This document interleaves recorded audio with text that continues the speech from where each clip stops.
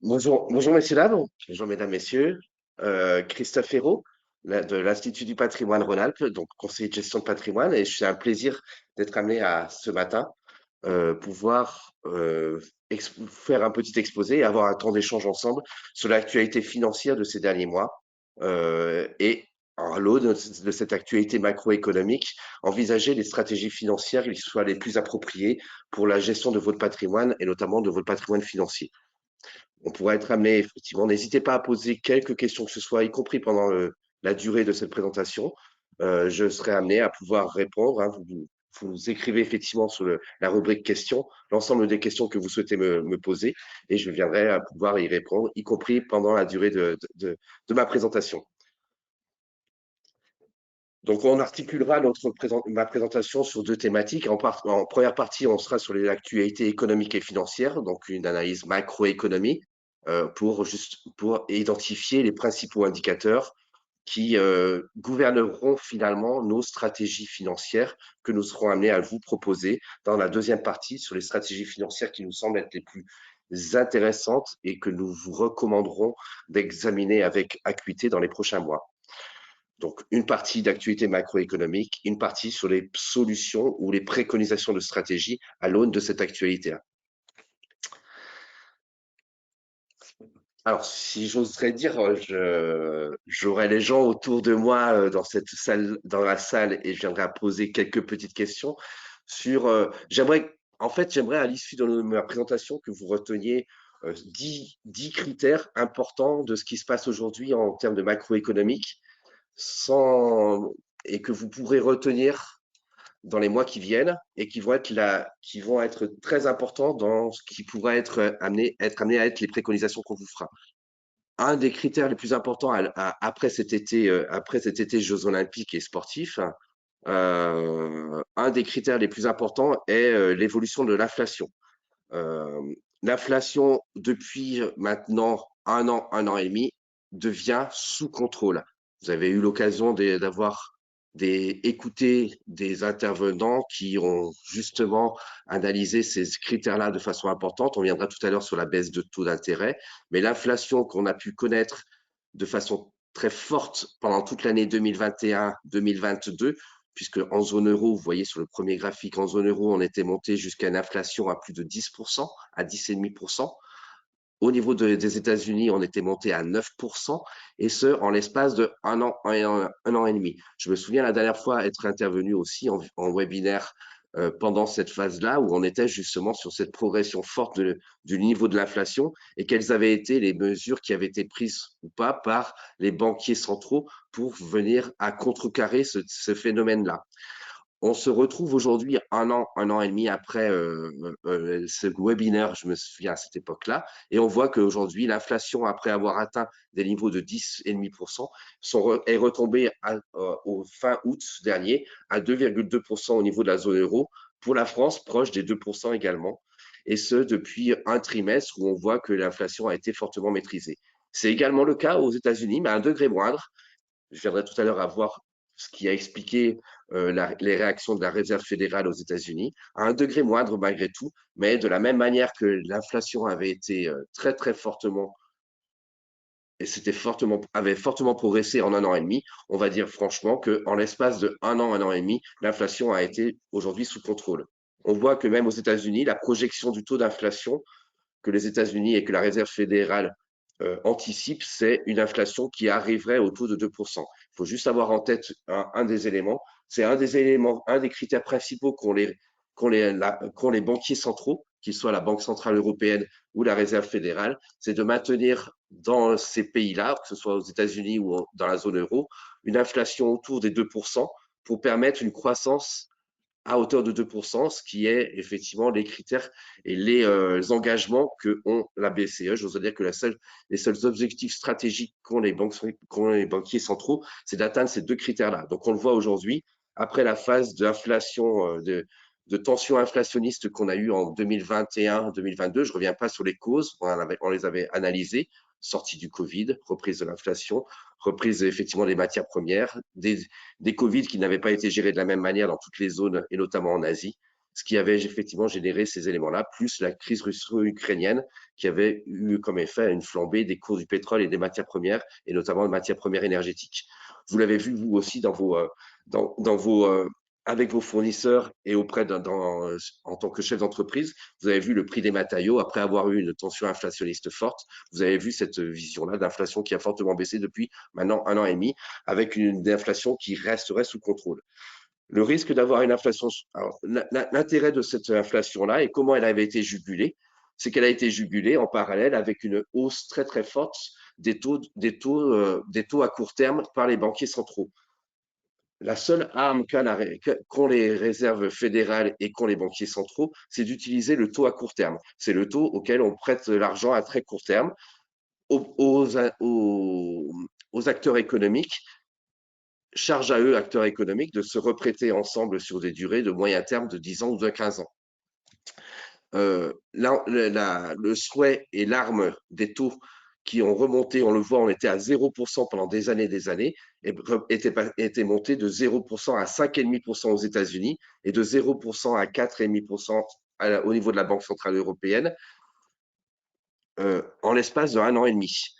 Ça avait incité quoi? Ça avait incité justement aux acteurs économiques d'arrêter ou de stopper leur consommation en se disant les taux remontent, ça veut dire que l'impact, il est aussi sur les taux à moyen terme et long terme. Les taux d'intérêt deviennent très élevés et plus élevés que ce qu'ils n'étaient.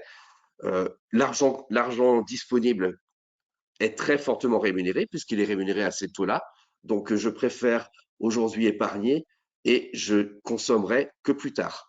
À partir du moment où je consomme plus tard, effectivement, l'impact que ça a, c'est que la production actuelle, eh ben, elle aura comme horizon une baisse de ses prix, d'où une inflation qui se mettrait à rebaisser une fois que vraiment on a reporté à plus tard les investissements ou on a reporté à plus tard les actes de consommation.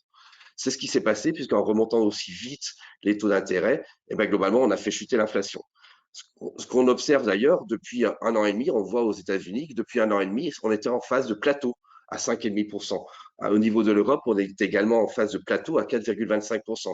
La première étape justement de l'après-inflation maîtrisée, c'est un début de commencement de baisse de taux. Alors ça a été long au niveau du plateau, on l'a vu. Il commence à y avoir, la Banque centrale européenne a été la première à enclencher, après avoir été la dernière à remonter les taux, elle a été la première à enclencher une baisse de 0,25 points son taux de financement à court terme. Et ben, j'interviens aujourd'hui le 19 septembre et pas plus tard qu'hier soir, la Réserve fédérale a adopté ce même phénomène, a décidé une baisse de 0,5 points de base, donc passant de 5,5 à 5, entre 4,75 et 5% les taux de financement à court terme. Donc on voit que la décision de la BCE, elle a été anticipée par rapport à celle de la Réserve fédérale. On va voir pourquoi. En tout cas, il commence à y avoir maintenant, ça y est, une baisse de taux d'intérêt, ce qui aura des incidences bien entendu sur les taux d'intérêt à moyen terme et taux d'intérêt à long terme, et notamment pour tous les investisseurs immobiliers, puisque bien entendu, cette phase-là de 1 an et demi a expliqué beaucoup de choses sur la crise de l'immobilier qu'on a pu avoir, et notamment la crise de l'investissement immobilier qu'on a pu avoir depuis 1 an et demi, puisqu'on avait un palier de taux à des taux très élevés. Donc, deuxième point, deuxième indicateur, après l'indicateur d'inflation, c'était le cycle monétaire qui va s'assouplir. Je passe. Excusez-moi. Voilà.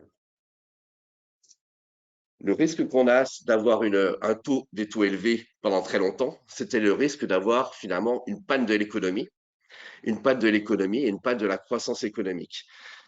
Le point positif qu'il faut aussi retenir, c'est le troisième indicateur qu'il faut avoir en tête, c'est que finalement cette baisse de l'inflation très rapide, après avoir une très rapide hausse, une inflation qui a été baissant très fortement, voulant dire effectivement, aurait pu dire consommation fortement baissière également, et donc du coup risque récessif de l'économie.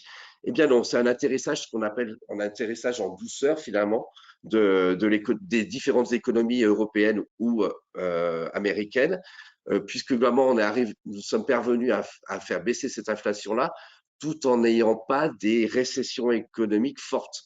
On peut noter exclusivement une récession en Allemagne depuis un an et demi, ce qui a poussé d'ailleurs assez rapidement la BCE dès le mois de juin à baisser ses taux, alors que les États-Unis ont attendu jusqu'au mois de septembre, parce que l'Allemagne était en cycle récessif.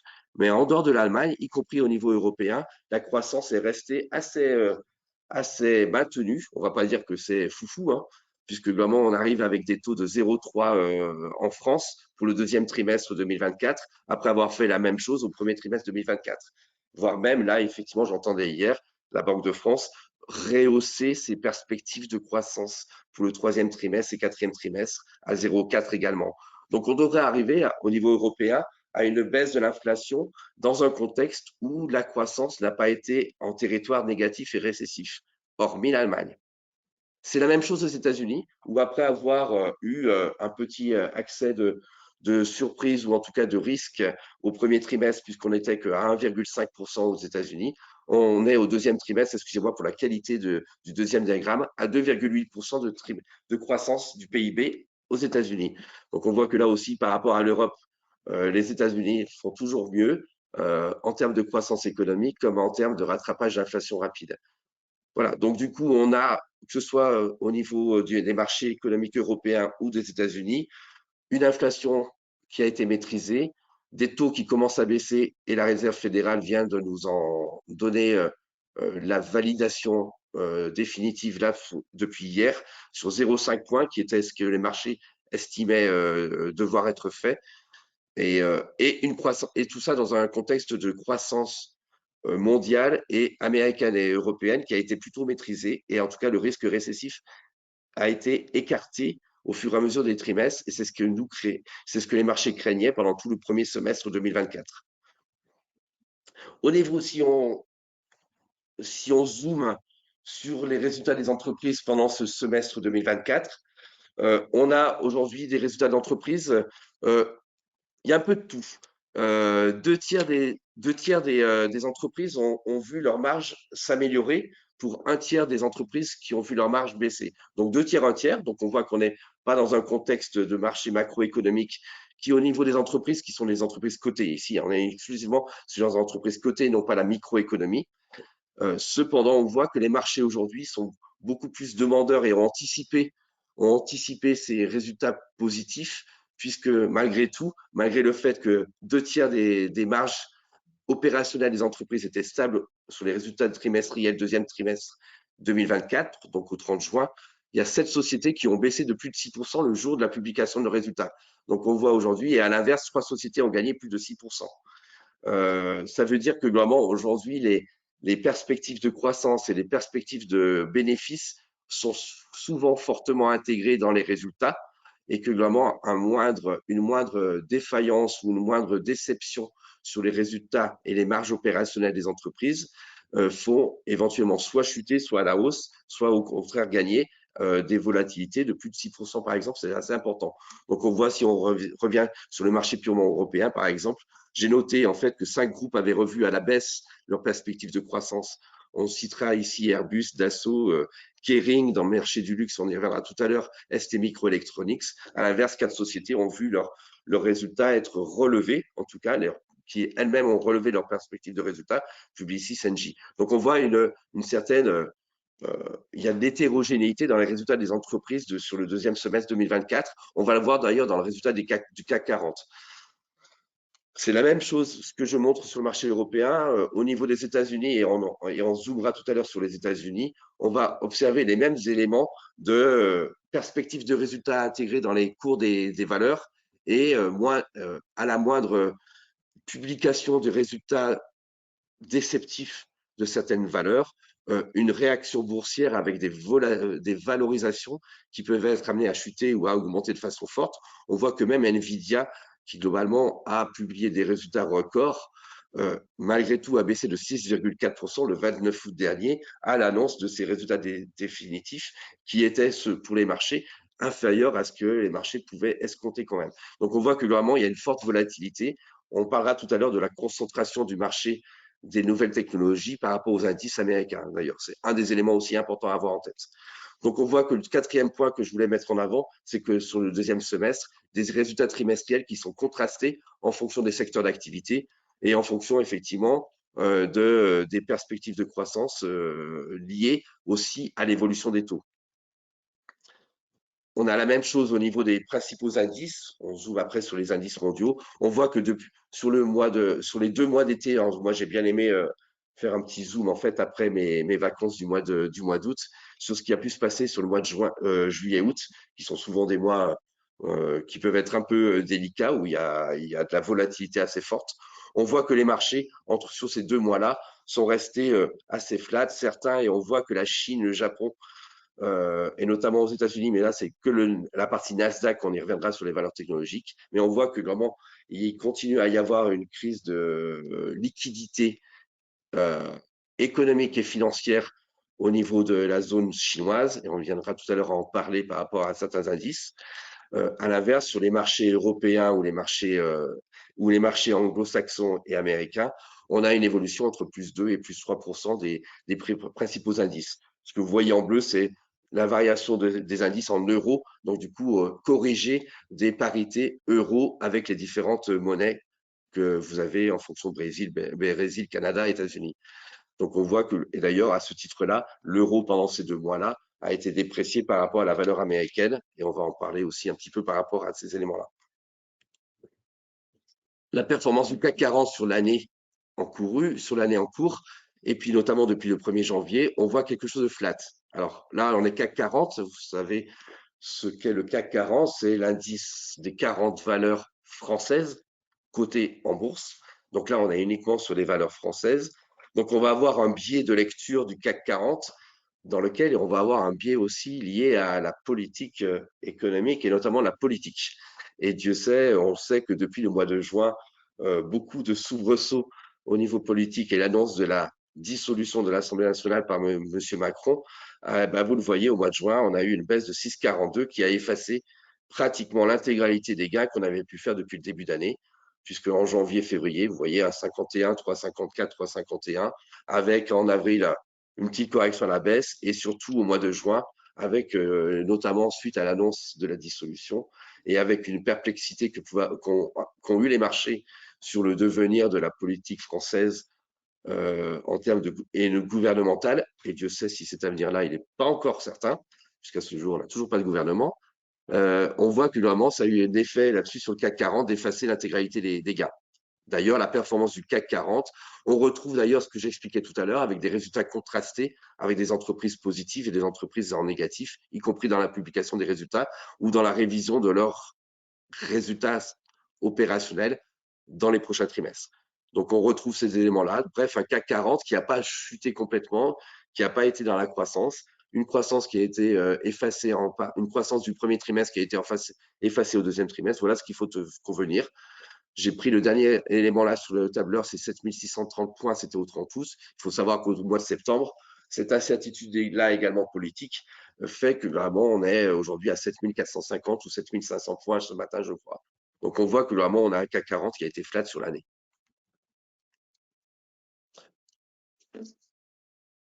Dans ce contexte-là, le point que je voudrais mettre en avant aussi sur la compréhension de ce qui anime et animera les stratégies d'optimisation de vos placements financiers, c'est l'évolution des taux à court terme. Les taux à court terme, on en a parlé tout à l'heure, c'est ce qui a été l'arme utilisée par la Banque centrale, puisque c'est auprès de la Banque centrale que les banquiers vont chercher l'argent pour le reprêter à 10 ans.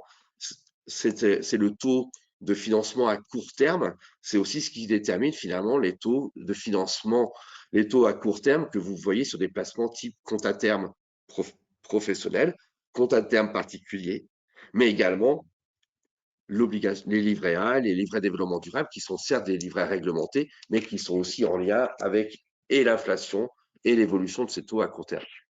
On voit ici que les taux, on a l'Euribor 1 mois, 2 mois, 3 mois et 12 mois.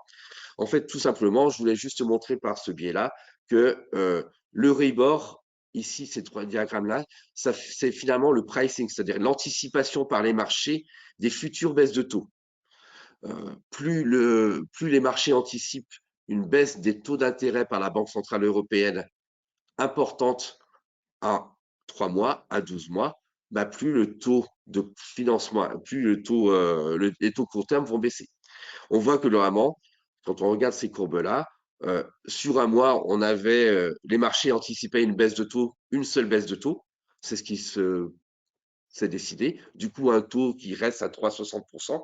Et sur une vision 3 mois, une vision 12 mois, le rebord 3 mois et le rebord 12 mois, il passe à 3,50 et 3,12 avec une anticipation par les marchés de 2 baisses de taux et de 4 baisses de taux sur l'année, sur les 12 mois prochains.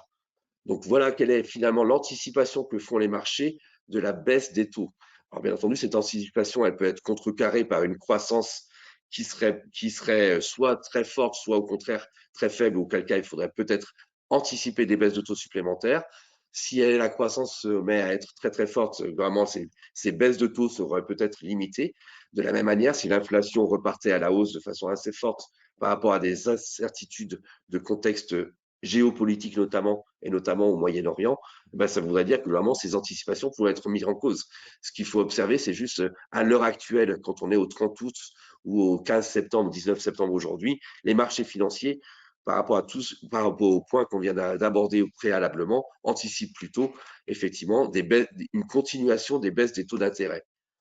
Donc des baisses à court terme, ça veut dire effectivement l'impact sur les taux à moyen terme et long terme, notamment sur sur les taux auxquels nous, acteurs économiques, on pourra investir, soit en immobilier, soit sur le plan professionnel.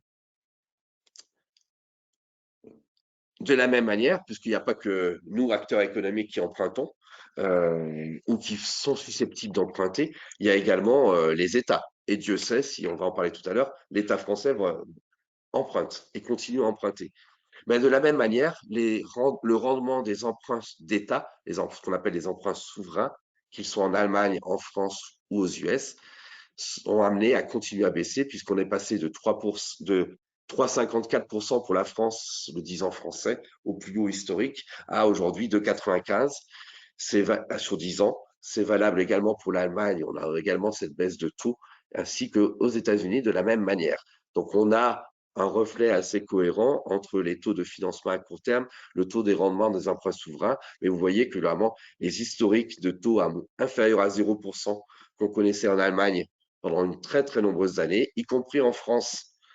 Vous le voyez ici sur ce petit ici là, où on était sur des taux inférieurs, c'est-à-dire vraiment on prêtait à l'État français et nous prêtions tous, on va voir tout à l'heure sous quelle forme, mais nous prêtions tous à l'État français à moins de 0% pendant 2, 3 ans, 4 ans. Aujourd'hui, on emprunte à l'État, on prête à l'État français malgré tout à 2,95. Je pourrais parler tout à l'heure, on aurait pu parler de ce qui s'est passé au mois de juin avec la partie politique et la dissolution. Il y a eu pendant une semaine et demie, un écart de taux entre l'Allemagne et la France qui s'était écarté, hein, si on faisait effectivement une analyse comparative, liée effectivement à cet aspect-là politique où il y avait cette incertitude forte qui avait été donnée, qui surtout n'avait absolument pas été anticipée par les marchés, le fait qu'il y ait une dissolution, et qui a créé un spread, c'est-à-dire un écart de taux entre le 10 ans français et le 10 ans allemand qui a été très fortement accéléré. Ça a duré une semaine, pas plus. On voit que vraiment, les anticipations des résultats électoraux et ce qui s'est passé depuis 2 mois, où finalement les marchés, le côté où on a écarté à la fois le nouveau Front populaire d'un côté et le Rassemblement national de l'autre côté, a eu comme impact d'avoir quelque chose qui lui a permis de stabiliser ces risques-là et ces forts taux de disparité entre l'État allemand et entre le taux allemand et le taux français. On le voit, l'écart est resté assez flat depuis 2 mois. Donc, ce qui baisse, c'est les obligations aux États. Et puis après, bien entendu, il y a d'autres acteurs économiques qui empruntent. Les autres acteurs économiques qui empruntent, c'est les entreprises, et ce qu'on appelle sous forme obligataire. Les obligations d'entreprise, obligations corporate, c'est le langage anglais, anglo-saxon. IG, c'est investment grade. Investment grade, ça veut dire les entreprises les plus solides financièrement parlant. Vous avez pu entendre les notations de double A, triple A, voire B, B+, y compris pour l'État français, y compris pour les pour les États en tant que tels, qui sont également classés de la même manière, c'est vraiment une notation qui, plus on a de A, plus on a une sécurité financière forte, et donc plus les acteurs qui sont prêts à nous prêter de l'argent vont être enclins à accepter des taux de prêt qui vont être plus faibles que s'ils empruntent, que si cet argent-là va être confié à des entreprises qui ont une sécurité financière moindre.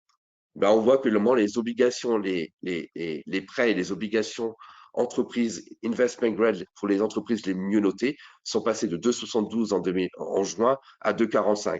On pourrait citer le 3,08 à 2,80. Donc on voit que les obligations continuent également de baisser de façon assez forte, y compris en 3 mois. Et dans ce contexte-là, le dernier point, et j'aime à mettre aussi un petit contrepoint à des choses qui pourraient paraître positives sur l'économie, c'est l'or, tout simplement, parce que quand on parle de l'or, on parle souvent de la valeur refuge, et que l'or s'apprécie lorsqu'on est dans des moments difficiles, et que inversement, l'or diminue lorsque vraiment l'économie au niveau européen, mais pas que et européen, mais bien entendu mondial, est florissant, puisqu'à ce titre-là, bah, vaut mieux placer mon argent dans des entreprises qui deviennent florissantes et qui me donnent un rendement plus escompté que dans une valeur refuge telle que l'or qui me donne aucun rendement, c'est-à-dire de monnaie sonnante et trébuchante tous les jours, mais qui est plus une valeur qui globalement peut être amenée à s'apprécier ou se déprécier en termes de valorisation qui ne me donneront pas de rendement. Ben alors, dans ce contexte-là, dans tout le contexte que je viens d'évoquer, malgré tout, ben, l'or aujourd'hui est à son plus haut historique. On a 2502 euros l'once d'or et le lingot à 74 000 euros. Il n'a jamais été aussi haut. Souvent, j'évoquais avec mes clients que je rencontre depuis 2019-2020 que dans une certaine partie de leur patrimoine financier, ils ont le droit, voire même le devoir de diversifier, y compris avec des valeurs refuges. On pourrait parler de l'or. Là, on parle de l'or, mais je pourrais être amené, on en parlera tout à l'heure, sur d'autres actifs considérés comme valeur refuge. Bah, dans ce contexte-là, malgré tout, l'or continue à s'apprécier. Ça veut dire aussi une certaine psychologie aussi de nous, acteurs économiques, parce que finalement, l'économie, ce n'est pas que des chiffres, ce n'est pas que des résultats, c'est aussi de la subjectivité, c'est aussi des positionnements, c'est aussi des actes que nous posons tous, nous, en tant qu'acteurs économiques. Et on voit que vraiment, il reste malgré tout beaucoup d'interrogations au niveau, au niveau économique pour que les acteurs que nous sommes tous considèrent que les valeurs refuges sont de plus en plus appréciées. C'est-à-dire que vraiment, on est de plus en plus méfiant en l'économie au sens large et la croissance économique pour plus tard. Donc on voit qu'on a des contextes que on a une économie qui s'est plutôt pas trop mal tirée de ce qu'on a connu depuis 2, 3 ans avec cette tension inflationniste, mais que malgré tout, on a aussi un contexte où les acteurs économiques restent perplexes. On le voit depuis 6 mois sur les résultats des entreprises. Il y a du positif, il y a du négatif. On ne sait pas trop comment le vent de l'histoire va tourner au niveau économique. Et ben, quand on ne sait pas trop tout ça, quand on est en plus en positionnement de ne pas savoir la politique de demain, comment sera-t-elle faite et par qui sera-t-elle faite et vers quelle orientation sera-t-elle donnée, et ben, on se réfugie vers des valeurs refuges telles que l'or. Je continue à penser que régulièrement, investir dans ces valeurs-là a du sens. Alors, c'est encore plus le cas quand on était en 2019-2020 où on pouvait penser qu'on était au plus haut, mais il fallait continuer. Je pense qu'il faut toujours avoir cet aspect-là, cet indicateur-là à l'esprit. Voilà. Et puis, je vais faire juste un petit point sur un zoom là sur les États-Unis parce que ça me paraît être très important sur ce qui va se passer aussi dans les prochains mois. Euh, je ne sais pas si vous savez, mais si on fait la somme aux États-Unis de la capitalisation boursière de Nvidia, plus Microsoft, plus Apple, je pense que ces trois boîtes-là, vous les connaissez tous, et bien la somme de la capitalisation boursière de ces trois entreprises-là est supérieure à 10 fois la capitalisation boursière de LVMH.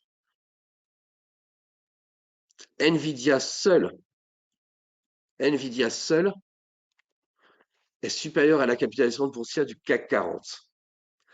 Les trois boîtes supérieures à 10 fois celle de LVMH, qui est la plus grosse, une des plus grosses au niveau du CAC 40 avec Total.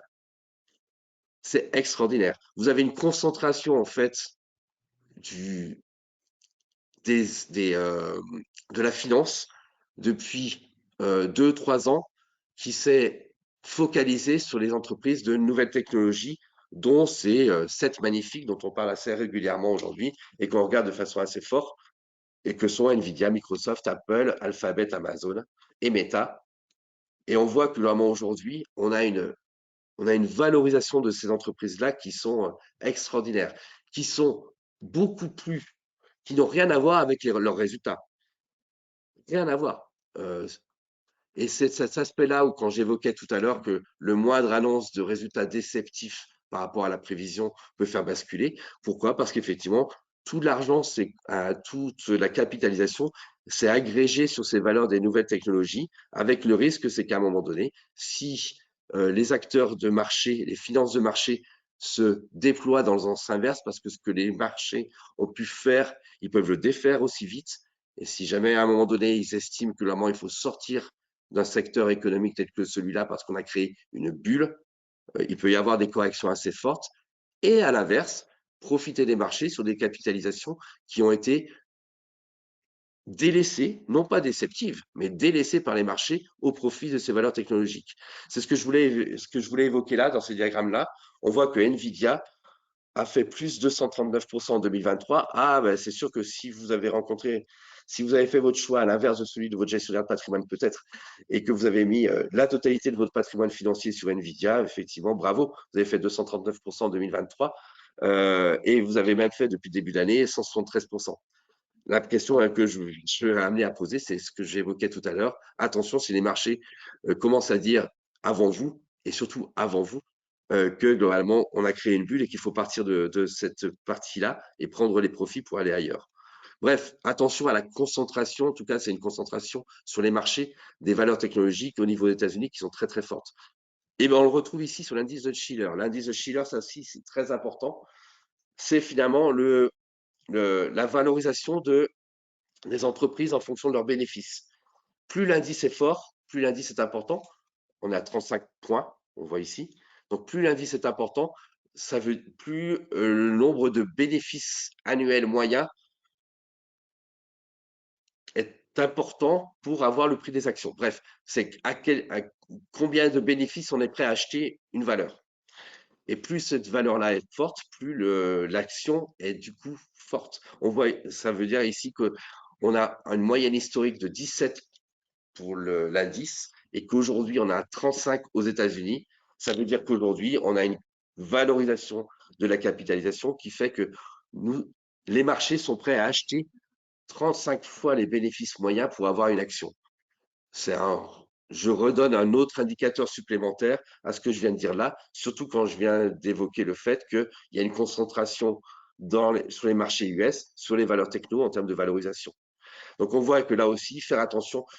La conclusion de cette approche-là, c'est de dire que sur les marchés, est-ce que c'est le moment de rentrer sur les marchés actions? Pour notre part, non. Pas sur les marchés actions où on est sur les valeurs techno. Ça ne veut pas dire obligatoirement qu'il faut en sortir. Pourquoi pas quand même prendre des profits. Mais en tout cas, on voit que vraiment, on est aujourd'hui sur des marchés où il existe sans aucun doute des bulles spéculatives sur la valorisation. Et puis, je mettrai un dernier point sur les déficits publics. C'est un des indicateurs qu'il faudra regarder avec acuité sur les prochains semestres. C'est l'évolution des déficits publics et notamment en Europe, parce que là, on est plutôt sur le marché européen, où la moyenne dans l'Union européenne est à 3,5 points en pourcentage du PIB, alors que globalement, on le voit ici, on ne fait pas partie des meilleurs, hein. Et puis, globalement, à 5,5% du PIB, notre déficit public se situe dans des horizons qui sont vraiment excessifs et qui sont véritablement loin de la moyenne, y compris de la moyenne de l'Union européenne. On le voit ici d'ailleurs, ce que j'ai voulu mettre, c'était les projections que fait la Banque centrale européenne dans son rapport de stabilité financière émis en mai 2024 sur la projection que la BCE fait des déficits publics des différents pays européens. Et on voit que vraiment, on va arriver, c'est ce qu'on évoque souvent dans les propos, y compris dans nos journaux télévisés actuels, sur du 120% de PIB pour la France. Et on voit qu'il y a très très peu de pays qui voient leur endettement baisser par rapport à celui de 2019. Ça, c'est l'effet du Covid et autres. Mais on voit que des pays comme la Grèce ou comme le Portugal, mais également l'Irlande, sont les deux seuls pays pour lesquels la BCE voit les endettements diminuer par rapport à ce qu'il était en 2019-2020, alors que bon nombre de pays voient leur endettement augmenter. Donc on est sur une crise de l'endettement, et quand on parle que l'endettement progresse et que les taux d'intérêt auxquels ces pays-là européens empruntent récemment depuis 2 ans et qui ont, par rapport à du 0%, qui sont aujourd'hui à 3%. Donc là, effectivement, il faut espérer une baisse de taux là-dessus, mais c'est important et ça explique la difficulté qu'on a au niveau budgétaire et y compris la difficulté qu'on va avoir au niveau politique et qu'on a aujourd'hui au niveau politique depuis quelques mois. Et malgré tout ça, malgré des creusements de dette publique effarantes, on a encore des taux d'intérêt pour lesquels les acteurs des marchés financiers bah, voilà, on n'emprunte pas encore comme on empruntait au plus haut à 4,5. On reste malgré tout sur des taux qui sont assez stables et voire qui sont en baisse. Donc on a un creusement de l'endettement public avec malgré tout des rendements, des rendements de ces dettes-là qui sont faibles, voire qui peuvent être de plus en plus faibles.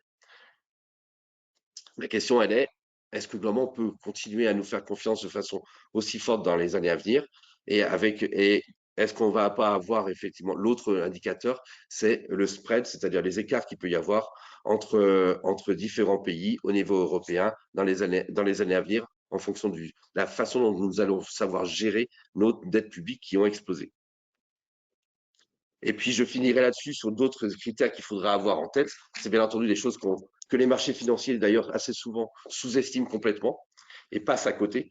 C'est d'autres risques qui sont des risques politiques et sociaux. Et c'est l'incertitude politique mondiale qui est un des éléments qui me semble aussi très important pour les semestres qui viennent et qui génère dans mes convictions aussi de l'incertitude forte.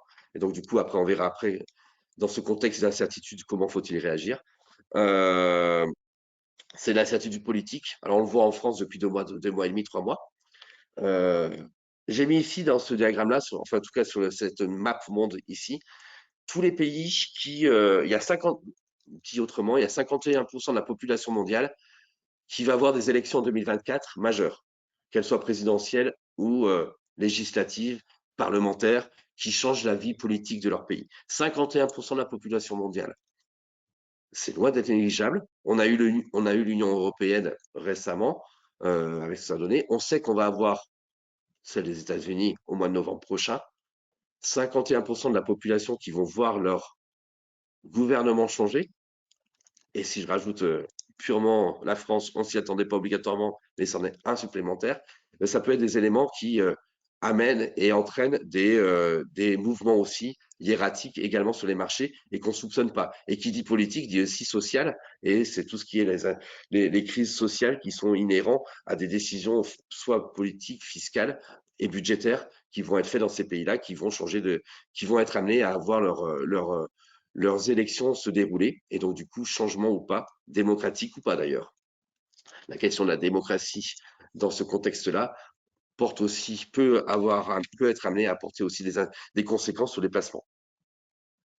Voilà, j'en ai fini sur cette demi-heure-là, sur la partie purement macro, qui fait dire qu'en conclusion, on a des choses positives qui ont été finalement la gestion de l'inflation historique 2021, avec la gestion qui a été faite depuis 1 an et demi, qui nous entraîne aujourd'hui avec une inflation à 2, avec une croissance qui jusqu'à maintenant a été maintenue. Donc finalement, les indicateurs, si je me pose en tant que BCE ou Réserve fédérale, 2% de croissance, 2% d'inflation, c'est ce qu'on est en train d'obtenir, d'où la conséquence qui est la baisse de taux. Attention malgré tout à des choses où on voit où sur le plan microéconomique, alors si on est au CAC 40, mais si on met au plan microéconomique, l'impact de ces hausses de taux, elle se fait sentir aussi sur les résultats et on le voit avec des résultats contrastés d'une entreprise à une autre. Et je mets l'incertitude politique, sociale ainsi que budgétaire au niveau de l'endettement comme étant un des horizons qu'il faudra aussi avoir en tête pour in fine, penser qu'on a un contexte où le deuxième semestre 2024 peut être assez incertain et peut aussi voir pas mal de choses bouger avec des volatilités qui peuvent être fortes et notamment des volatilités fortes sur les résultats des entreprises. Voilà. Donc, du coup, à l'aune de ce contexte-là, quelles solutions et quelles stratégies mettre en place? S'il y a quelques questions avant de passer à la deuxième phase, je suis prêt. Bon. Voilà, donc dans ce contexte-là, ben, comment faut-il agir? Alors, pour certains, vous nous connaissez déjà depuis quelque temps, d'autres pas du tout, et l'idée, c'est effectivement de voir sur cette base macroéconomique, quelle stratégie nous mettons en avant pour ce deuxième semestre. Je pense qu'il faut continuer à être opportuniste dans un contexte volatile tel qu'on est là, où incertain veut dire aussi qu'il peut y avoir des opportunités. Donc, il faut savoir être opportuniste et analyser les indicateurs, euh, avoir des investissements qui soient toujours et préconiser la liquidité, c'est-à-dire la capacité à pouvoir switcher d'un investissement à un autre en fonction justement en fonction de l'évolution de la macroéconomique et de cette incertitude-là, parce que quand on est liquide, ben, globalement, on est adaptable. Et donc, du coup, favoriser aussi des investissements qui soient liquides, favoriser des produits avec des protections en capital et qui distribuent des coupons, et puis avoir une diversification patrimoniale. En ce sens-là, quand on raisonne une stratégie à l'aune de saisir des opportunités, favoriser la liquidité des investissements que je réalise, mais également de favoriser et mettre en avant des produits financiers qui ont des fortes barrières de protection et des fortes barrières de protection sur le capital, c'est majeur. Voilà. Donc, du coup, on va essayer de les passer en revue de façon assez synthétique. Et je vais du plus sécurisé au plus décorrélant. L'investissement prudent, ça peut être l'investissement fonds euro. Et je voudrais juste avoir une petite assise. Je montre assez souvent. Un fonds euro que vous avez dans vos contrats d'assurance vie, dans vos contrats de capitalisation. Un fonds euro, il faut savoir qu'ils sont gorgés aujourd'hui de dettes des États et des États européens. Ça veut dire que la majeure partie d'un fonds euro, quand vous mettez votre argent sur un fonds euro, il est composé de dettes publiques. Tout à l'heure, j'en parlais à dessein. Ça veut dire que vous avez pendant de nombreuses années, pendant les années 2010-2020, 2010 plutôt, prêté aux États européens à des taux qui étaient pratiquement inférieurs à zéro. Depuis 2 ans, vous prêtez à des taux supérieurs à zéro, vous avez vu. Cependant, depuis des années, c'est inférieur à zéro. Vous avez ici d'ailleurs, et c'est ce qui explique pourquoi vos fonds euros, vous en avez été déçus. D'accord? Les rendements sont passés de 5,5% quand on était à 96, on le voit jusqu'à 1% en 2020-2021. Depuis 2 ans, ça explique tout à l'heure, on a une remontée des fonds euros, puisque vraiment sur 2023, la moyenne des fonds euros a été à 2,6%. Cependant, en fait, les assureurs à qui vous avez prêté de l'argent, c'est les assureurs qui prêtent aux États. Et ben en fait, ils sont gorgés de dettes qui sont historiquement des années 2000, 2010 à des taux à zéro. Et le seul objectif qu'ont les assureurs, c'est qu'il n'y ait pas de rachat. Pourquoi? Parce que s'il y a des rachats, ces obligations, ces prêts-là aux États qui avaient été faits à 0%, eh ben, ça sera une moins-value par rapport à aujourd'hui. Pourquoi? Parce qu'aujourd'hui, on peut prêter à 3. Donc, du coup, si je vends et si j'ai subi un rachat en tant qu'assureur sur des obligations qui sont à zéro, je constate une moins-value dans mes comptes. Et là, pour le coup, on est mal.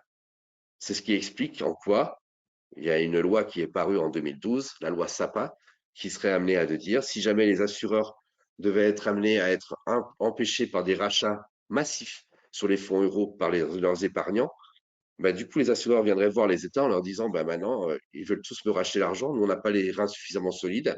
Donc, du coup, hop, maintenant, aujourd'hui, toutes vos anciennes dettes, elles vont être rémunérées à 3,5%. D'où un contexte, voire même, je vous prête plus.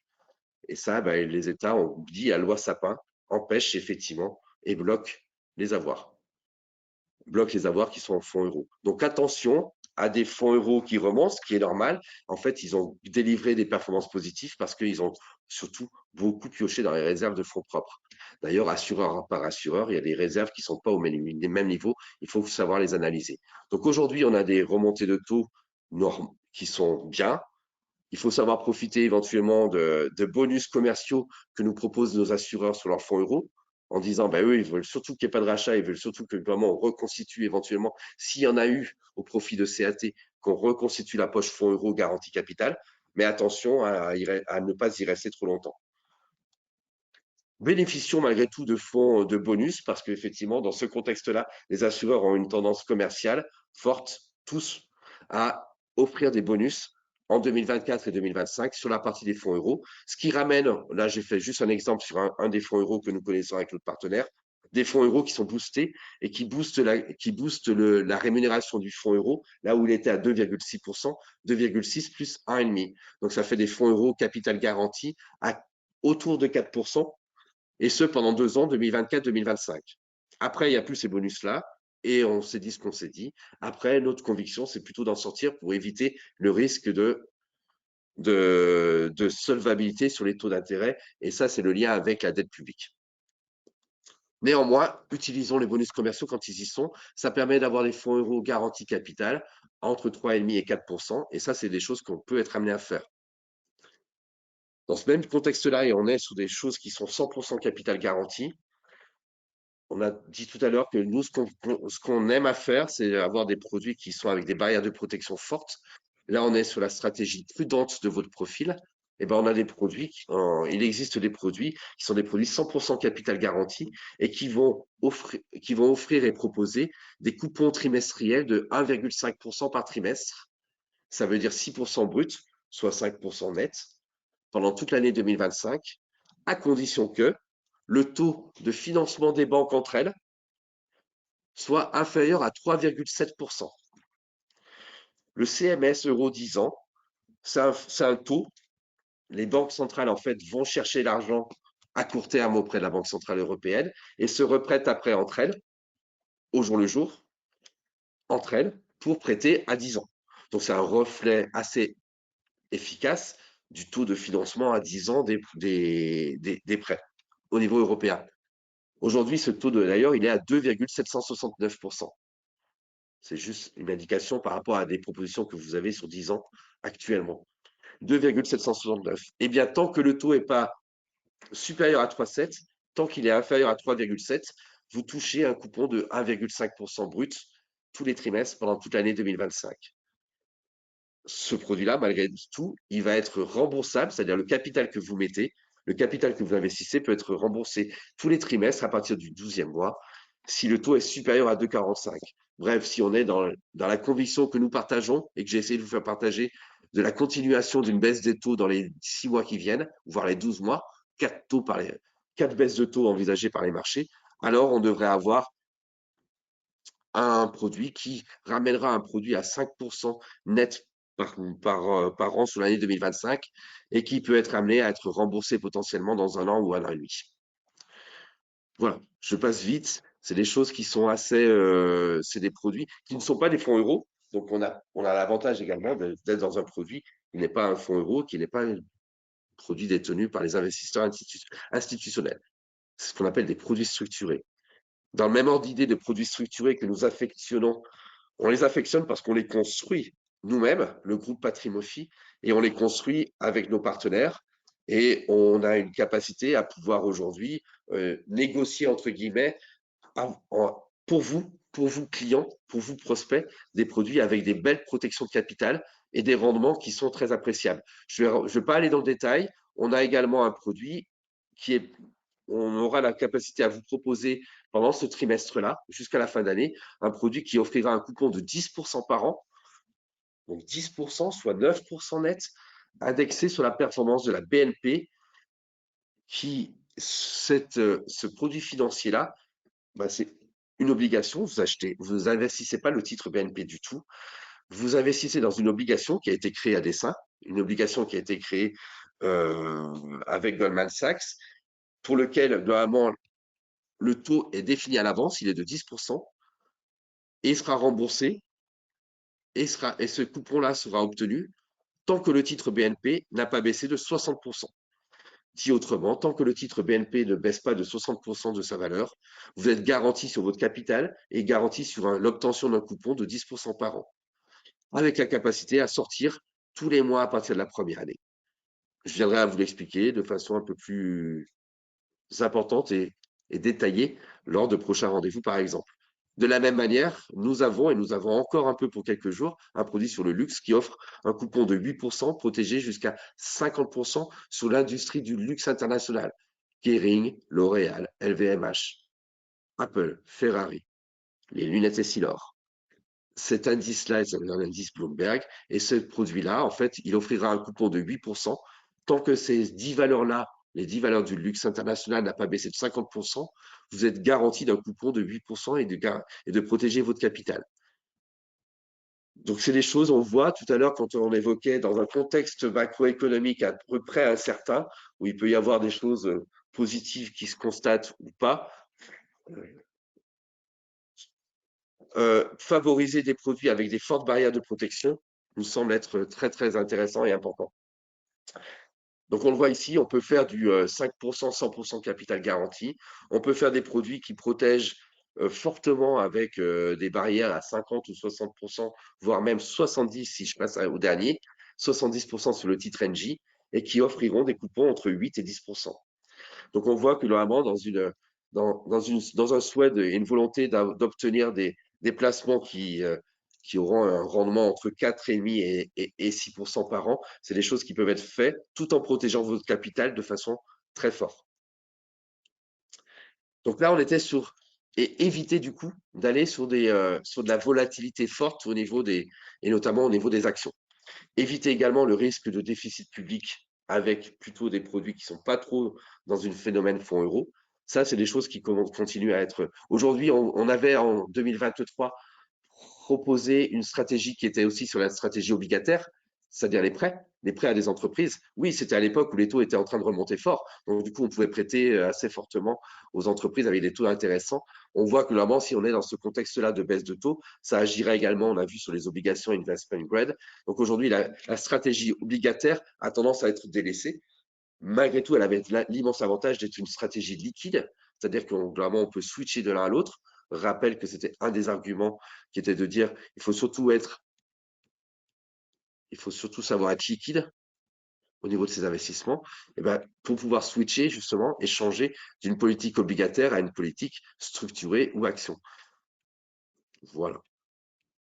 Après avoir fait, on est allé sur des choses qui étaient avec des barrières de protection fortes. Malgré tout, dans un contexte où les taux seraient amenés à être baissés, où les taux court terme, voire moyen terme et long terme baisseraient, globalement, avoir une logique de private equity. Le private equity, c'est les investissements dans des sociétés non cotées, tout ce qui est les fonds d'investissement dans des entreprises qui, avant leur passage en cotation sur les différentes thématiques au CAC 40, bah, restent malgré tout dans un contexte où ce sont des entreprises qui n'ont pas le niveau d'être cotées en bourse, mais qui ont besoin d'avoir des apporteurs des fonds d'investissement qui viennent concourir à l'évolution de croissance de ces entreprises-là. C'est ce qu'on appelle les fonds d'investissement en français, ce qu'on appelle le private equity en langage anglo-saxon. On a mis en évidence ici les 6 fonds d'investissement au PCVM que nous avons préconisés depuis maintenant 2 ans ou 3 ans. On retrouve Apax, Euraseo, c'est des noms qui peuvent vous parler pour ceux qui sont experts ou qui connaissent un peu les marchés financiers. Apax, Euraseo, Lumina. ID Invest, c'est également Euraseo. Primopact également, et on voit les performances 2024 et 2023. On voit que ce sont des performances. 2024, c'est depuis le début d'année. On voit que depuis le début d'année, on a une performance qui est à peu près l'équivalent de ce qui était en 2023. C'est parce qu'il commence à y avoir effectivement cette détente sur les taux d'intérêt et la capacité à ce que les fonds d'investissement, en fait, la logique d'un fonds d'investissement, c'est d'investir dans une entreprise, de l'aider par rapport au levée de fonds qu'on peut être amené à faire, de continuer sa croissance et son développement et de augmenter sa marge opérationnelle et ses résultats. Et globalement, la vision d'un fonds, c'est au bout de 5 ans, 6 ans, 7 ans, être remplacé par un autre fonds ou à un moment donné, faire en sorte que cette entreprise soit suffisamment mûre et solide financièrement, ou en tout cas ait un chiffre d'affaires international pour aller sur une cotation boursière. Et là, on fait, entre guillemets, le jackpot. Donc l'idée, c'est que vraiment ces boîtes-là peuvent être vendues dans un contexte où les taux seraient amenés à baisser dans les 2 ans qui viennent. Ça veut dire que vraiment les entreprises qu'ils ont en portefeuille peuvent être amenées à être revalorisées par rapport à ce qu'elles étaient depuis 1 an ou 2, et donc du coup voir leur valeur les prochaines années plutôt être corrigées encore plus à la hausse. Donc nous pensons que c'est une stratégie supplémentaire, complémentaire à tout ce qu'on vient de voir, sur lequel on a le droit dans ce contexte-là de continuer à croire et à investir de façon régulière. Et puis, on n'a pas parlé d'immobilier, peut-être certains sont déçus et attendaient que j'ai un regard immobilier par rapport à la hausse des taux. Alors, on a bien entendu parler des taux et puis l'impact que ça a pu avoir sur le marché de l'immobilier, sur les acteurs immobiliers d'ailleurs. Euh, et on a également l'impact qu'on a pu avoir sur les SCPI, qui sont des placements financiers spécialisés dans l'immobilier. Euh, Effectivement, la hausse des taux brutale qu'on a pu avoir, qu'on a eu depuis un an et demi, 2 ans, a eu comme incidence forte et majeure de corriger à la baisse les valeurs des actifs. Des actifs qui étaient valorisés à 1 million d'euros lorsque les taux d'intérêt étaient à 0% et qu'on pouvait investir à 1% pour acquérir 1 million d'euros, fait que vraiment, lorsque cet actif-là, si je veux le vendre, j'ai un acheteur qui ne pourra investir, qui ne pourra pas financer à 1%, mais qui le financera à 5%, alors effectivement, ma valeur de mon actif sera sans doute beaucoup plus faible et baissera de 20%, entre 20 et 25% largement, pour que vraiment on trouve véritablement un preneur. D'où l'impact que la remontée aussi brutale qu'on a eue pendant un an et demi a eu sur les valorisations des actifs présents dans les sociétés civiles de placement immobilier.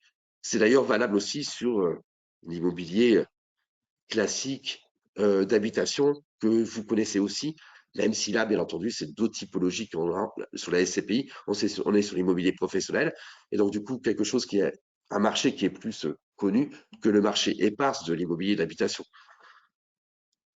La localisation géographique est un élément important aussi. Mais on voit que, y compris sur des biens immobiliers, à Paris comme à Lyon, par exemple, on a eu une baisse de valeur ou une correction des valeurs, en tout cas, on peut parler comme ça, une correction des valeurs en 2023, par exemple. Un SCPI, donc on a eu un fort impact. Eh bien, ne serait-il pas intéressant et intelligent, et souvent on en parle d'ailleurs même avec mes dirigeants, bah, ces opportunités. Parce que pour le coup, il ne faut pas acheter peut-être des actifs qui sont des actifs que plus personne ne veut, y compris vendre ou acheter. Mais par contre, des actifs de plus petite taille, diversifiés, et que nous pouvons investir à des prix qui ont été décotés au regard de la hausse des taux d'intérêt qu'on a, sachant que ces taux d'intérêt vont baisser potentiellement dans les années à venir, et donc revoir leur valorisation fortement monter sans même être amené à vouloir vendre, alors ça pourrait être intéressant. Et nous, ce qu'on met en avant aujourd'hui, c'est par exemple des nouvelles SCPI. Des SCPI qui n'existaient pas. Alors, elles ont l'inconvénient majeur d'être récentes ou d'être jeunes. Elles ont l'inconvénient d'être des bébés. Elles ont l'inconvénient d'être des jeunes. On fait peut-être moins confiance aux jeunes, sauf quand elles sont gérées par des anciens. C'est des SCPI qui sont gérés par des anciens, mais la SCPI, elle est jeune. Par contre, la SCPI, elle est jeune, elle va investir avec la collecte que nous avons pu tous faire auprès d'elle. Elle va investir des actifs diversifiés et non pas thématiques. C'est la grosse erreur qu'on a pu faire. C'est-à-dire dans tous les domaines d'activité, non pas un seul. Par contre, des actifs de plus petite taille aussi. On voit qu'aujourd'hui, les bureaux de grande taille, le maximum, c'est Paris La Défense, où tout est vide. 80% d'une tour est vide. La nouvelle tour qu'ils ont faite sur La Défense, une genre nouvelle, elle est vide. Les actifs de grande taille avec des bureaux, niet. Par contre, des actifs de petite taille dans des zones qui sont bien spécialisées et avec des taux d'intérêt, avec les taux d'intérêt qui ont monté, fait que ces valorisations ont baissé. Là, pour le coup, vous pouvez avoir aujourd'hui des SCPI qui délivrent des rendements tous les trimestres de 6% par an, net de frais. Pas net de fiscalité, on reviendra après sur l'approche fiscale, mais net de frais. Donc aujourd'hui, faire un placement à 6% net de frais avec des rendements trimestriels pour des objectifs de revenus complémentaires à la retraite, pour des objectifs notamment celui-là, alors il est de bon ton et c'est plutôt le bon moment d'y aller. On a sélectionné pour vous, en fait, 3 SCPI, Alta Conviction, Optimal et Osmo Énergie, chez 3 acteurs, Consulti, Mata et puis Altarea, qui sont des acteurs reconnus. Quand je disais tout à l'heure que c'était des jeunes, on ne fait pas confiance aux jeunes. Non, les gérants sont des gens qui sont d'expertise et d'antériorité. Par contre, effectivement, ils savent, avec cette antériorité-là, savoir aujourd'hui sélectionner, dans ce contexte qui a complètement changé de paradigme, sélectionner les bons actifs et permettre à vous, en tant qu'épargnant, d'avoir des rendements très intéressants aujourd'hui à 6%. Vous avez juste effectivement, malgré tout, ce risque-là d'être sur des actifs qui sont peu nombreux, à l'inverse d'actifs très très fortement nombreux dans des grosses SCPI historiques. Par contre, des SCPI historiques qui risquent de devoir vendre des biens avec des pertes. Voilà. Et puis j'en finirai sur les deux dernières minutes sur une décorrélation euh, aussi. Tout à l'heure, j'ai parlé de l'or et je suis resté pendant 5 minutes sur l'or physique avec la cour. On voit ici qu'il en fait partie dans ma présentation. Mais bien entendu, une des façons aussi de diversifier son patrimoine financier, c'est également d'investir dans des domaines qui n'ont pas été jusqu'à maintenant explorés éventuellement par vous, ou même si vous aimeriez, vous ne savez pas comment le faire. Aujourd'hui, investir dans l'art moderne et contemporain, investir dans la forêt. Tiens, donc on parlait d'or et je vous disais les matières et des valeurs refuges, la forêt, le vin, l'or physique. Alors, l'or physique semble être des choses sur lesquelles on a le droit, on a sans doute l'opportunité et sans aucun doute l'intérêt de diversifier, de décorréler. Bien entendu, tout dépend bien entendu de la plateforme financière qui est la vôtre. Mais avoir ces thématiques-là à l'esprit et sachez que sur ces thématiques-là, nous pouvons et nos équipes peuvent vous accompagner pour pouvoir faire les investissements les plus intéressants et les plus intelligents. D'ailleurs, à ce titre-là, un prochain webinaire qui aura lieu sans doute au mois de novembre ou décembre prochain sera justement sur ces thématiques décorrélantes. Voilà, je voulais juste vous montrer en quelques mots la forêt, par exemple, c'est plus un teasing par rapport à notre prochain webinaire. Mais effectivement, aujourd'hui, investir dans la forêt, dans des GFI, offre des impacts fiscaux en plus, donc des réductions d'impôts, des réductions d'impôts sur la fortune, puisque l'impôt sur la fortune, c'est zéro, et des réductions de droits de succession, puisque vous avez des droits de succession qui sont réduits, puisque la valeur imposable est de 25%. Vous achetez 100 000 euros de forêt, vous n'en déclarez que 25 000 chez le notaire lorsque vous décédez, dit autrement.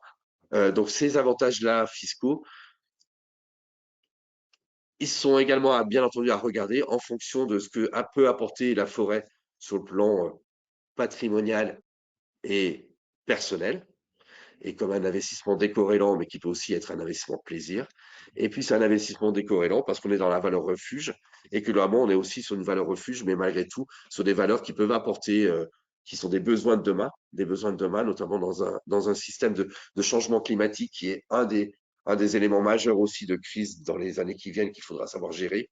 Et ben, la capacité à pouvoir contribuer à la forestation, l'absence de déforestation, au contraire la reforestation, voire le maintien de nos paysages tels qu'ils sont, et ce, dans une façon de la gérer la plus optimale qui soit. C'est des choses que vous pouvez être amené à regarder.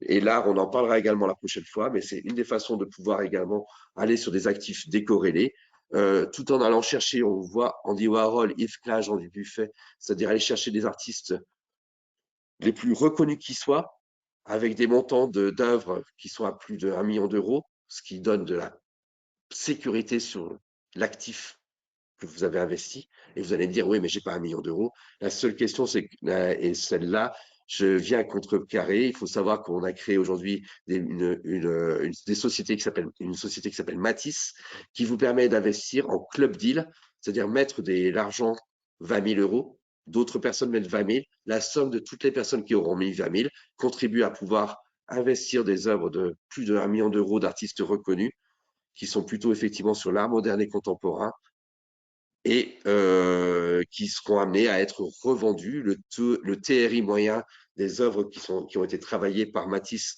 et ses équipes depuis maintenant quelques années, c'est plus 36%, avec une durée de détention moyenne de 2,4%. Ça vous donne votre taux de rendement sur un an. Donc, on est sur des choses décorrélantes et accessibles à partir de 20 000 euros.